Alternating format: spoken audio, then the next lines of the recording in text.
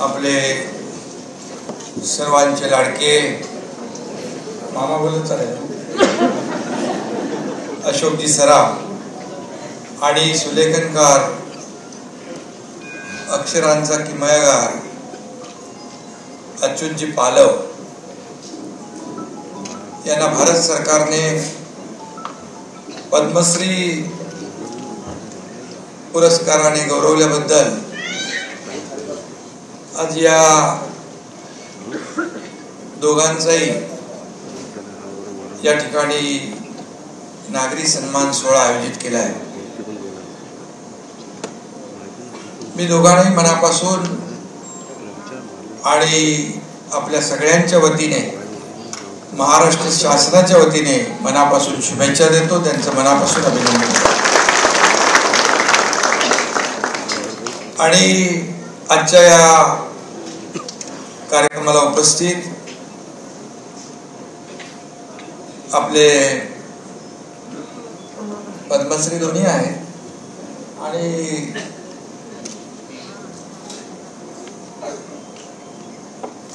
आपल्या निवेदिता सराफ देखील वहिनी देखील आल्या, त्यांचंही मी मनापासून स्वागत करतो। आपले खासदार नरेंद्रजी म्हस्के आहेत आणि या ठिकाणी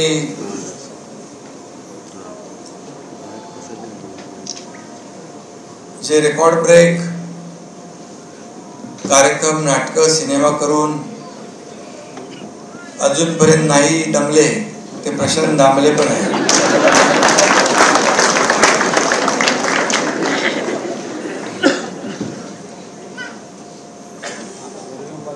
आयुक्त कैलास शिंदे आहेत, त्याचबरोबर नाट्य परिषदेचे अजित भुरे आहेत, विजय चौगुले पण कधी नाट्य परिषदेत गेले मला तिकडे कळलं, कुठे आपल्या यशवंतराव चव्हाण सभागृहामध्ये, आणि सर्वच व्यासपीठावरील सन्मान्य मान्यवर या ठिकाणी उपस्थित आहेत। मी आणि त्याचबरोबर सर्व उपस्थित नव्या मुंबईतले या दोन्ही सन्मान मूर्ती सत्कार मूर्ती यांच्यावर प्रेम करणारे लाडक्या बहिणी माझ्या आहेत आणि लाडके भाऊही आहेत। या सगळ्यांनाच मी आषाढीच्या मनापासून आषाढी एकादशीच्या शुभेच्छा देतो। आज आपण पाहतोय की सगळीकडेच पांडुरंगाच्या विठ्ठल रखुमाईच्या नामस्मरणामध्ये अगदी पंढरपूर पासून संपूर्ण महाराष्ट्रामध्ये वारकरी आणि पांडुरंगाच्या भक्तांचा सोहळा आपण आणि आनंदी पाहतो। आणि त्याचबरोबर कला पंढरीच्या वारकऱ्यांसोबत आज आपली संध्याकाळ जाते आहे, हा देखील एक योगायोग आहे आणि याचा देखील मला आनंद आहे। आपण दोन महान कलावंतांच्या सत्कारासाठी या ठिकाणी जमलेलो आहोत। पद्मश्री महाराष्ट्र भूषण अशोक सराफजी आणि दुसरे आहेत, एक आहेत शब्दांचे जादूगार आणि दुसरे आहेत अक्षरांचे जादूगार अच्युतजी पालव।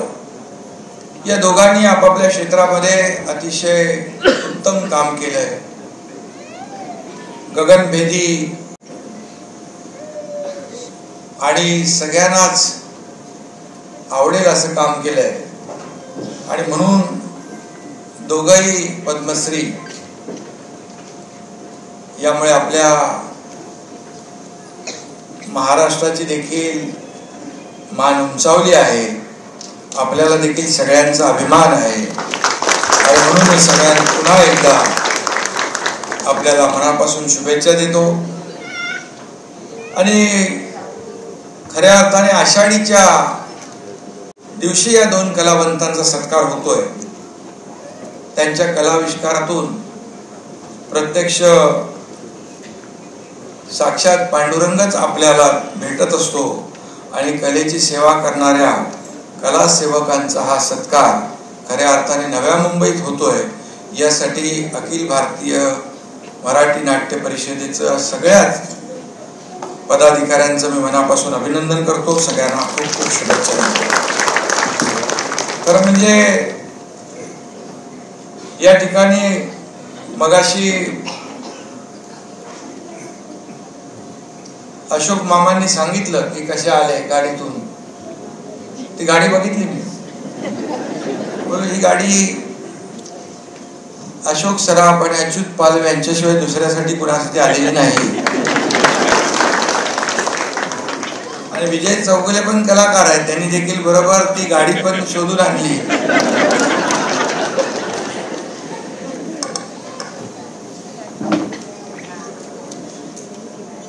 आणि या मान्यवरांचा सत्कार करण्याची संधी मला मिळाली. यासाठी अखिल भारतीय मराठी नाट्य परिषद आणि बालरंगभूमी परिषदेचं मी खऱ्या अर्थाने आभार व्यक्त करतो. आणि खऱ्या अर्थाने ज्येष्ठ कलावंत पद्मश्री अशोक सराफ यांना केंद्र सरकारने पद्मश्री पुरस्कार जाहीर केल्यानंतर आपल्या सगळ्यांनाच आनंद झाला. कारण शेवटी हा आपला महाराष्ट्राचा अभिमान आहे, स्वाभिमान आहे. आणि अशोक मामांना आणि वहिनींना आनंद झाला तेवढा मलाही झाला. कारण मी अशोक मामांचा मी फॅन आहे. मी मुख्यमंत्री असताना अशोकजींना महाराष्ट्र भूषण पुरस्काराने सन्मानित करण्याचं भाग्य मला लाभलं. याचा आनंद आहे. प्रसिद्धीचं प्रचंड वलय लाभलेलं, लोकप्रियतेचं प्रचंड वलय लाभलेलं असताना देखील जमिनीशी नाळ जुळलेला, जमिनीशी जोडलेला कलावंत असं मी त्यावेळेस म्हटलं होतं महाराष्ट्र भूषण पुरस्काराच्या वेळेस. आणि त्यानंतर अशोक सराफ यांना पद्मश्री हा केंद्र सरकारचा मानाचा सन्मान मिळाला. आणि खऱ्या अर्थाने महाराष्ट्र भूषण पुरस्काराचा खऱ्या अर्थाने पुरस्काराचं सार्थक झालं अशी मनामध्ये माझ्या भावना आहे. आणि यामुळे पुन्हा एकदा मी मनापासून त्यांचं अभिनंदन करतो. अशोक मामा ही महाराष्ट्राची शान आहे आणि आमच्या मराठी कला क्षेत्रातला अस्सल कोहिनूर हिरा आहे असं म्हटलं तर वावगं ठरणार नाही. अभिनयाने दिपून ते टाकतात, हसवतात, कधी डोळ्यात अश्रू आणतात. खरं म्हणजे अशोक मामा हे फक्त अभिनेते नाही तर ते एक अभिनयाचं विद्यापीठ आहे असं म्हटलं तर वावगं ठरणार. त्यांच्या यशाचं खरं सिक्रेट प्रशांतजींचं काही सिक्रेट सांगितलं नाही त्यामुळे ते आता निर्धार झाले. परत काय उठून बोलणार नाहीत ते.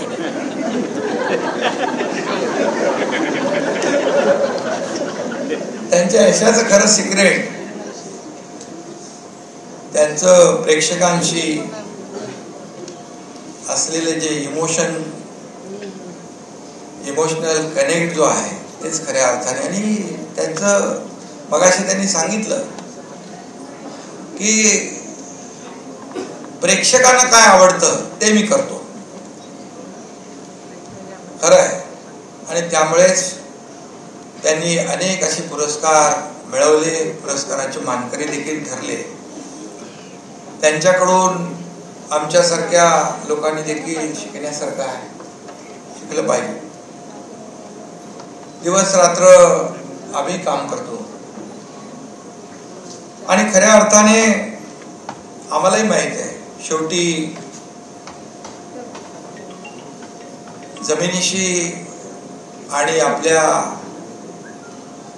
जो काही जनतेशी कनेक्ट लागतो, जो जिव्हाळा लागतो, आपुलकी लागते, ती संपली की सगळं संपलं. आणि त्यामुळे तुम्ही ते पाळलं आतापर्यंतच्या तुमच्या पूर्णपणे कारकिर्दीमध्ये. त्यामुळे खऱ्या अर्थाने आपल्याला अनेक पुरस्कार मिळाले. कुठल्याही नेत्यासाठी जसा जनतेचा आशीर्वाद हे टॉनिक असतं, तसं अभिनेत्यासाठी देखील प्रेक्षकांची दाद हेच त्याचं टॉनिक असतं. त्यांचा कला प्रवास आणखी दीर्घकाळ चालत राहो आणि त्यांना दीर्घ आणि आरोग्य पूर्ण आयुष्य लाभो अशी विठ्ठल चरणी मी प्रार्थना करतो. कारण आज आषाढी एकादशी आहे. त्यांना यापुढे पद्मभूषण, पद्मविभूषण, दादासाहेब फाळके पुरस्कारही मिळो आणि त्यांचा सत्कार प्रशांतजी आपल्याला करण्याचाही भाग्य लाभो. आणि हे मी सांगतो, प्रत्येक यशस्वी पुरुषामागे एका स्त्रीचा हात असतो असं म्हणतात.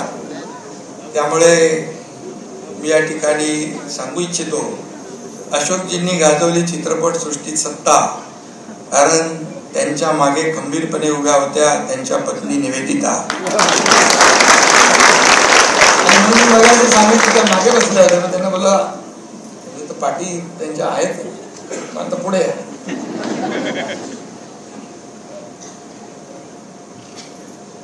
आणि खऱ्या अर्थाने आपले दुसरे सत्कार मूर्ती आहेत सुलेखनकार अच्युतजी पालव, अक्षर सम्राट. मगाशी आपण पाहिलं त्या चित्रफितीमध्ये, यांचं अक्षर हे अक्षर नसतंच, त्यांनी काढलेलं प्रत्येक अक्षर हे एक स्वतंत्र चित्र असतं, असं आपल्याला त्यांच्या कलेतून या ठिकाणी पाहायला मिळालं. आणि त्यांनी मगाशी म्हटलं की मला शिक्षकांनी वर्गामध्ये फळ्यावर लिहायला बोलवलं. फळ्यावर लिहायला बोलवलं म्हणून तुमची मेहनत फळाला आली आणि तुम्हाला पद्मश्री पुरस्कार मिळाला.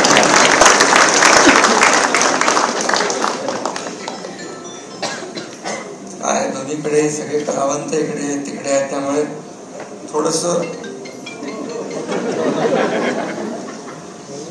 आणि आपल्याला भगवान दादा माहित आहेत, त्यांचं गाणं सुरू झालं की ते मग त्यांच्या गाण्यांच्या तालावर सगळ्यांचे पाय आपोआप ताल धरतात आणि नाचू लागतात.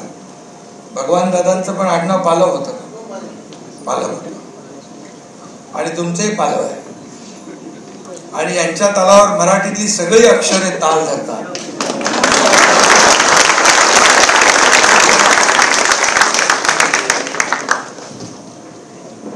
ही अक्षरे इतके अप्रतिम नृत्य करतात की त्यातून आपल्या मराठीची श्रीमंती आपल्याला कळते. आणि ते अच्युत पालव आज आपल्याकडे आहेत. अक्षर आपण वाचतो, पण ती बघण्याची दृष्टी आपल्याला अच्युत पालव यांनी दिली.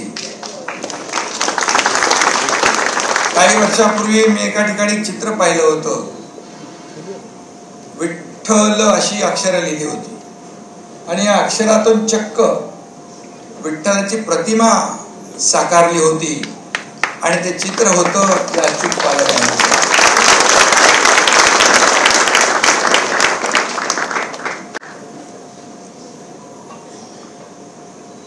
अक्षरांचा श्रम केला, फळा आला तेने तो, असं तुकोबा माऊलींनी म्हटलं होतं. आणि अच्युत पालवांवर विठुरायाची मायेची पाखर आहे असंच मी म्हणेन, कारण आज आषाढी आहे. अक्षरे जेव्हा पालव यांच्या सहवासात येतात तेव्हा त्यांचं सोनं होतं. आणि मगाशी त्यांनी म्हणाले की कलादालन ठाण्यात आहे पण मुंबईत नाही. आणि मला माहित आहे की या कलावंतांना काय पाहिजे, याच्यातून आणखी ही खऱ्या अर्थाने कलावंत निर्माण करणारी ही सगळी मंडळी आहे, त्यांना आणखी कलावंत निर्माण करायचे असतात. आणि त्यासाठी कला दालन पाहिजे. मी तुमचं भाषण सुरू असतानाच मी आयुक्तांना सांगितलं कला दालन या ठिकाणी तात्काळ झालं पाहिजे. आणि त्यांनी मला सांगितलं की डेव्हलपमेंट प्लॅन माझ्याकडे पाठवला त्यांनी विकास आराखडा. तर नगर विकास विभाग माझ्याकडे असल्यामुळे अच्युतजी तुमचं जे स्वप्न आहे कला दालनाचं ते लवकर पूर्ण होईल. आयुक्त महोदयाने एवढंच सांगतो की नाट्यगृहासारखा वेळ लागता कामा नये.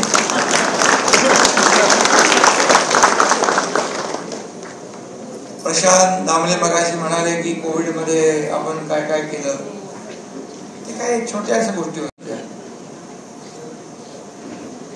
नाट्य परिषदेसाठी देखील अखिल भारतीय मराठी नाट्य परिषदेसाठी देखील जे काय आपण म्हणालात अगोदर कधी झालं नव्हतं ते मी मुख्यमंत्री असताना झालं. जे झालेलं तर ते कोणी करतं, जे न झालेलं केलं पाहिजे ना आपण. त्यामुळे मी काम करताना आपल्याला माहित आहे की करतो बघतो पाहतो असं नसतं माझं. मी जे होणार आहे ते लगेच करून टाकतो. आणि कलावंतांच्या पाठीशी उभं राहणं हे बाळासाहेबांनी आनंदीगे साहेबांनी आम्हाला शिकवलेलं आहे. आणि कोविडमध्ये देखील आपण मी पाहिलं त्यावेळेस की सगळेच आपापल्या परीने प्रयत्न करत होते, मदत करत होते एक दुसऱ्याला. तेव्हा तर आपले देखील परके झाले होते. असं अनपेक्षित असं संकट आपल्यावर आलं होतं. आणि त्यावेळेस या सर्व कलावंतांनी देखील खूप मोठ्या प्रमाणामध्ये आपले योगदान दिलं. मगाशी मला प्रशांत दामलेजींचा निरोप सांगितला. बॅकस्टेज आर्टिस्ट ते जे पडद्याच्या मागे असतात किंवा सगळ्याच्या मागे ते समोर येत नाही, त्यांचा एक प्रश्न घरांचा सोडवा म्हणून नक्की त्यासाठी आपण राज्य शासनाच्या वतीने आपण तो निर्णय घेऊ. आणि तुम्ही स्वतःसाठी काय मागत नाही, दुसऱ्यासाठीच मागताय. दुसऱ्यासाठी नेहमी तुम्ही ज्या ज्या वेळेस माझ्याकडे जेव्हा मी नगर विकास मंत्री होतो त्याही वेळेस आपण आलात त्यावेळेस देखील आपल्या इंडस्ट्रीसाठी या आपल्या मराठी कलावंतांसाठीच ज्या काही गोष्टी मागितल्या, मग नाट्यगृहाची भाडी असतील किंवा बंद पडलेली नाट्यगृह असतील ते सुरू करण्यासाठी. आणि ते काम करण्याचं भाग्य मला लाभलं. शेवटी अधिकाराचा आपला जो काही उपयोग आहे तो सर्वसामान्य माणसासाठी झाला पाहिजे. मग वेगवेगळ्या क्षेत्रामध्ये काम करणारे जे लोक आहेत त्यांच्यासाठी झाला पाहिजे. आणि म्हणून मी मनापासून आपल्याला धन्यवाद देतो. आणि या दोन्ही जे आपले आज पद्मश्री आहेत ज्यांचा सन्मान झाला त्या मनापासून त्यांना शुभेच्छा देतो. महायुती सरकारने राज्यामध्ये सांस्कृतिक वातावरण निर्माण केलं. आणि मला आठवत आहे की मी मुख्यमंत्री असताना मराठी भाषेला अभिजात भाषेचा दर्जा देण्याचं देखील काम आपल्या सरकारने आणि आदरणीय प्रधानमंत्री नरेंद्र मोदीजींनी तात्काळ त्याला मान्यताही दिली. एक मोठं काम झालं. आणि त्या काळामध्ये आपले अगोदर दीपक केसरकर होते, नंतर आपले उदय सामंत मंत्री. आणि देशातले मराठी माणसं मराठी कलावंत एकत्र आणण्याचं काम फक्त केलं नाही तर मला वाटतं अखेर सगळ्यातले आपले विश्व मराठी संमेलन देखील आपण मुंबईमध्ये केलं त्या काळामध्ये. आणि तेव्हा देखील पूर्ण जगभरातले आपले मराठी कलावंत असतील, मराठी प्रेमी नागरिक असतील, मराठी असतील, सगळेच त्या कार्यक्रमाला उपस्थित राहिले. आणि खऱ्या अर्थाने असे अनेक उपक्रम आपण त्या काळात केले. आता पुढे देखील देवेंद्रजी आणि आमची टीम पुढे तोच वेग कायम ठेवते आहे. खरं मी पुन्हा एकदा मनापासून आपल्याला शुभेच्छा देतो आणि जाता जाता अशोक मामांच्यासाठी एवढंच सांगतो, आपले नाव सराफ असले तरी आपण रसिकांच्या गळ्यातील अस्सल दागिना आहात आणि सराफ दागिना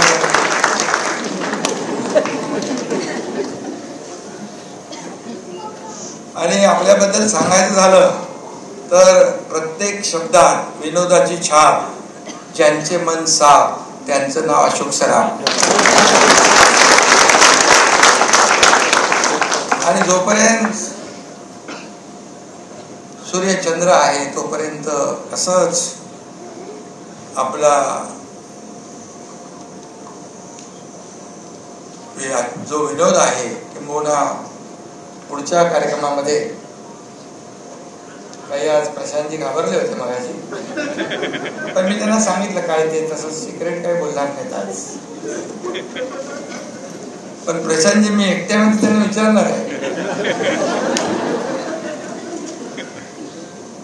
पण प्रशांतजी देखील एक दिलखुलास मनाचा कलावंत आहे, मोठ्या मनाचा कलावंत आहे. आणि म्हणून